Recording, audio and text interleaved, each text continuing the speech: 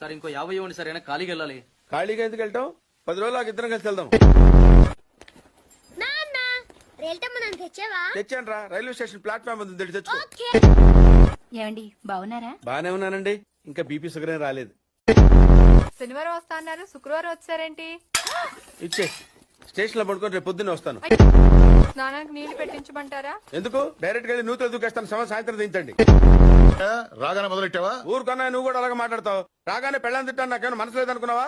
వచ్చి ఆల్రెడీ 5 నిమిషాలు అయింది. సారీ అమ్మా, మొన్న ఎంగేజ్మెంట్ కి రాలేకపోయాను. పెళ్లి కొడుకు యావరేజ్ అంటే కదా. వీడు పారిపోయిన తర్వాత నీకు పెళ్లి అయింది. ఇంకా నయం, వచ్చిన తర్వాత శోభనం వల్ల లేదు.